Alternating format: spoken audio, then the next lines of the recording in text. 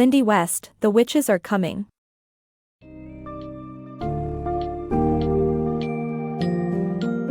Get ready to dive into The Witches Are Coming by Lindy West, a powerful and thought-provoking examination of how society perpetuates misogyny and patriarchy. In this book's summary, discover the ways in which various aspects of our culture from comedy to politics are dominated by men and the impact it has on women's lives. West calls on all of us to use our privilege to challenge and change oppressive systems. With an engaging and user-friendly tone, the summary breaks down complex notions into an accessible and enlightening discussion that will resonate with readers of all backgrounds.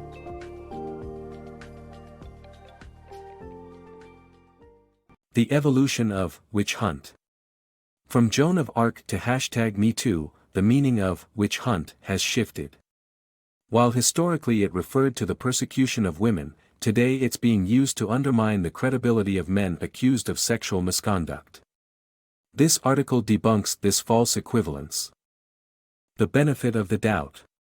The Adam Sandler movies of the 1990s reflect a disturbing standard in our society: male mediocrity celebrated at the expense of women.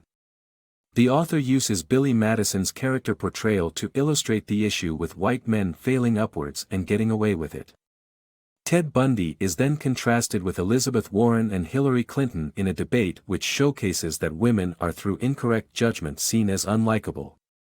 The author appeals that our society has to rethink this kind of granting such benefit of the doubt to men, regardless of their actions. The fallacy of, can't we all just get along? The notion of, can't we all just get along, might seem appealing, but it's flawed. It's often used to deflect legitimate criticisms and maintain oppressive systems.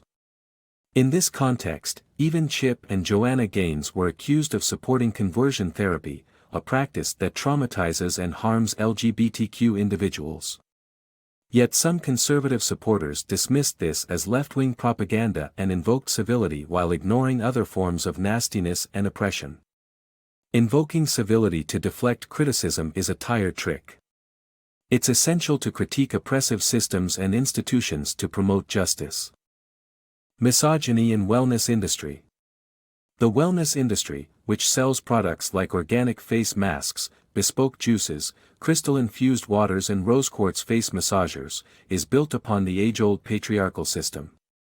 Though these products promise health benefits, their underlying message is the enhancement of the most precious asset of women, their appearance.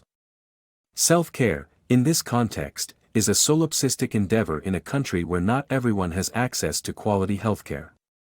Further, the trend benefits only wealthy and white women, who are already privileged and insulated from problems that affect other groups of women. By perpetuating the pretense that candles and crystals are essential to women's well-being, women like Gwyneth Paltrow fail to acknowledge their own privilege. The false equivalency of satire. South Park, the animated series created by Trey Parker and Matt Stone, is known for its subversive humor tackling topical political issues. However, the show's equal opportunity satire creates a false equivalency, suggesting both sides of politics are equally bad. This is insidious in a time when one side is denying millions of people healthcare, rolling back LGBTQ rights, detaining migrant children, and more. The show's satire takes nihilistic extremes where issues are uncool, but humor is cool. Believing in nothing just endorses the status quo, and being offended is deemed uncool. This line of thinking hinders discourse and needs to stop. Art in society's progression. The Simpsons' outdated Apu characterization sparks a necessary dialogue on how art needs to evolve with society. Louis C.K.'s failed attempt at a comeback highlights the danger of male comedians portraying themselves as victims of politically correct culture rather than responding to valid critiques of their behavior and acts. The stigma around abortion. A 2004 episode of Degrassi, The Next Generation dealing with abortion was pulled off the air by PBS because the character didn't express enough remorse after the procedure. This reflects the larger idea that abortions are only acceptable if the woman feels guilty about it. This attitude is detrimental to the pro-choice movement, and it needs to change. The pro-choice camp needs to argue for abortion without caveats, in the same way that the pro-life contingent opposes it without exception.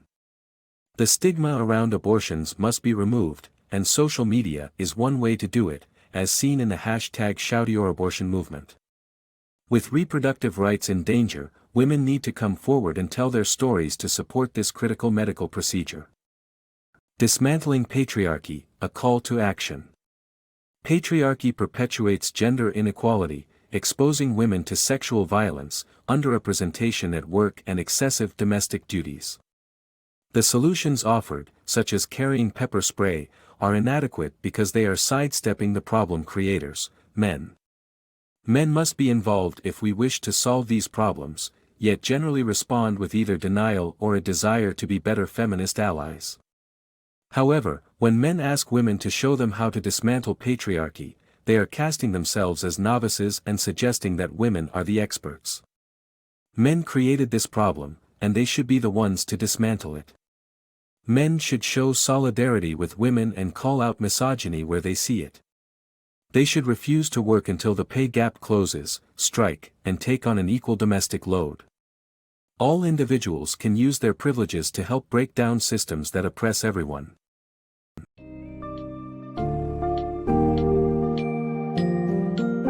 As we wrap up this journey through Lindy West's The Witches Are Coming, it is essential to recognize the main themes and takeaways. Society perpetuates patriarchy and misogyny through various mediums, such as comedy, politics, and wellness. False equivalencies harm the discourse, and we need to challenge the status quo. To truly work towards gender equality and progress, men must also take responsibility and actively participate in change. Overall, the book encourages everyone to use their privilege to challenge and dismantle oppressive systems, working together towards a more inclusive and equitable world.